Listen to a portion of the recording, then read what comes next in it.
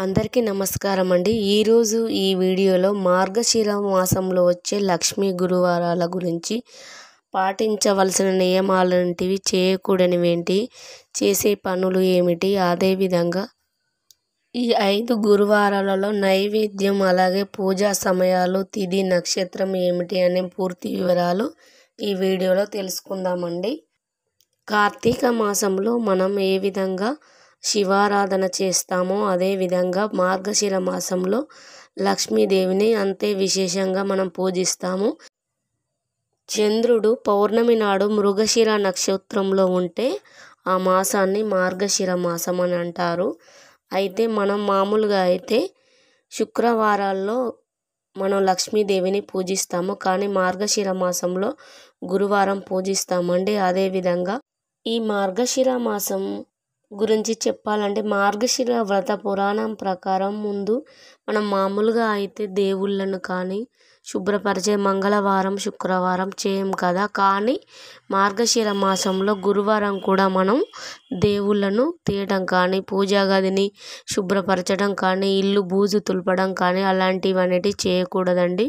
ముఖ్యంగా చీపురును బయట కూడా పడవేయకూడదు. చీపురును లక్ష్మీ స్వరూపంగా భావిస్తాం కాబట్టి మనం అయిపోయిన చీపురును కూడా మనం బయట గురువారం నాడు వేయకూడదు. అలాగే గురువారం రోజున తలకు షాంపూ పెట్టి తల స్నానం చేయకూడదు. ముందు రోజే షాంపూ పెట్టి చేసి ఈరోజు మామూలుగా తల స్నానం చేస్తే సరిపోతుందండి. ఈ విధంగా చేయకూడదు. అదేవిధంగా ఈ మార్గశిర మాసంలో తలకు నూనె పెట్టకూడదండి. అలాగే గడప తొక్కకూడదు. ఎప్పుడైనా కూడా గడప లక్ష్మీ స్వరూపం కాబట్టి మనం గడప అనేది తొక్కకూడదు. ఈ మార్గశిర మాసంలో గడపను మనం ముగ్గులతో అలంకరించుకోవాలి. గడప ముందు, తులసి చెట్టు ముందు, అలాగే పూజా మందిరంలో అమ్మవారి పాదాలను వేసినట్లయితే మనకు అమ్మవారు అనేది మన ఇంటికి వస్తుంది. అలాగే పొద్దు ఎక్కిందాక కూడా పడుకోకూడదండి. వేకువజామునే లేవాలి. ఎందుకంటే మార్గశిర వ్రత పురాణం ప్రకారం ఈ మార్గశిర మాసంలో అమ్మవారు తిరుగుతూ ఉంటుందట. ఆ అమ్మవారికి ఎవరైతే ఎక్కువగా ఇంట్లో పూజలు చేయడం కానీ, ఇంటి ముందు ముగ్గు వేసి ఉన్న వారింటికే వస్తుందని మన పురాణాలు చెప్తాయి. అందుకే ప్రతిరోజు కూడా ముగ్గులు వేస్తూ ఉండాలండి. ముగ్గు వేయకపోయినా మన ఇంటికి లక్ష్మీదేవి రాదని మన పురాణాలు చెప్తూ ఉంటాయి.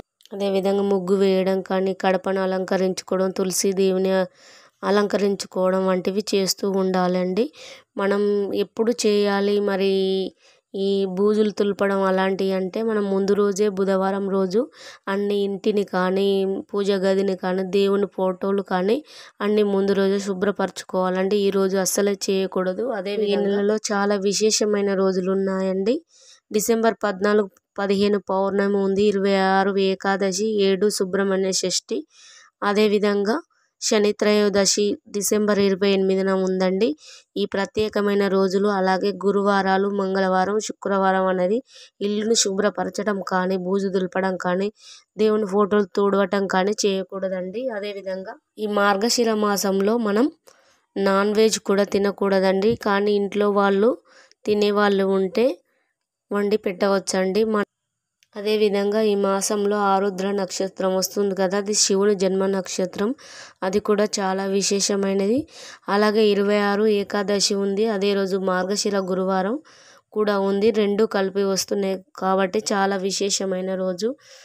శ్రీ మహాలక్ష్మికి ఎంతో విశేషమైన ఈ మాసంలో మనం 5 గురువారాలు వీలు పడకపోయినా ఒక్క గురువారం చేసినా కూడా చాలా మంచిది. ముఖ్యంగా ఈ 4 గురువారాలు మార్గశిర మాసంలో వస్తాయి. ఒక గురువారం పుష్యమాసంలో వస్తుంది. పీరియడ్ కానీ ఇంకా వేరే ఏదైనా ప్రాబ్లం వల్ల మనం పూజ చేయకపోతే మళ్ళీ వారం చేయవచ్చును. అదేవిధంగా కొందరైతే ఇంట్లో వాళ్ళు ఎవరైనా ఉంటే కూడా మనకు వీలు పడని గురువారం పూజ చేయించవచ్చు. మొదటి గురువారం అంటే డిసెంబర్ 5న అమ్మవారి పుట్టినరోజుగా భావిస్తారు. ఆ రోజు పులగం అనేది నైవేద్యం అనేది తప్పనిసరిగా చేసి పెట్టాలండి. లేదు మాకు వీలు కాదు అని అంటే పాలు కూడా నైవేద్యంగా పెట్టవచ్చు. లేదా చిన్న బెల్లం ముక్క, ఒక్క పువ్వును సమర్పించిన, ఒక్క గురువారం పూజ చేసినా చాలు అండి. ఇలా చేయడం వల్ల మనకున్న ఆర్థిక ఇబ్బందులు కానీ, మనకున్న సమస్యలు కానీ అన్నీ తొలగిపోతాయండి. అయితే ఇప్పుడు మనం ఈ 5 లక్ష్మీ వారాలలో తిథి, నక్షత్రం, పూజ సమయాలు అదేవిధంగా నైవేద్యం ఏమిటో తెలుసుకుందాం. మొదటి గురువారం వచ్చేసి డిసెంబర్ 5న వచ్చింది. ఈరోజు తిథి వచ్చేసి చవితి, నక్షత్రం ఉత్తరాషాఢ, పూజా సమయం వచ్చేసి ఉదయం 5:30 నుండి 10:04 వరకు పూజా సమయం. అదేవిధంగా ఆ సమయంలో కుదరని వారు 10:49 నుండి మధ్యాహ్నం 12:23 వరకు చేసుకోవచ్చండి. సాయంత్రం పూజా సమయం వచ్చేసి సాయంత్రం 4:32 నుండి 6:44 వరకు ఉందండి. ఈరోజు నైవేద్యం వచ్చేసి పులగం. అదేవిధంగా రెండో గురువారం 12 డిసెంబర్ వచ్చిందండి. ఈరోజు తిథి వచ్చేసి శుక్ల ద్వాదశి, నక్షత్రం అశ్విని. ఉదయం పూజా సమయం 5:30 నుండి ఉదయం 10 గంటల వరకు అండి. అదేవిధంగా అప్పుడు వీలు పడని వారు ఉదయం 10:49 నుండి 12 గంటల వరకు పూజ చేసుకోవచ్చండి. అలాగే సాయంత్రం పూజా సమయం వచ్చేసి సాయంత్రం 4:32 నుండి సాయంత్రం 5:21 వరకు అండి. సాయంత్రం పూజా సమయం అప్పుడు కుదరని వాళ్ళు సాయంత్రం 6:51 తర్వాత పూజ ప్రారంభించి ముగించుకోవచ్చండి. ఈరోజు నైవేద్యం వచ్చేసి క్షీరాన్నం, అట్లు, తిమ్మనం.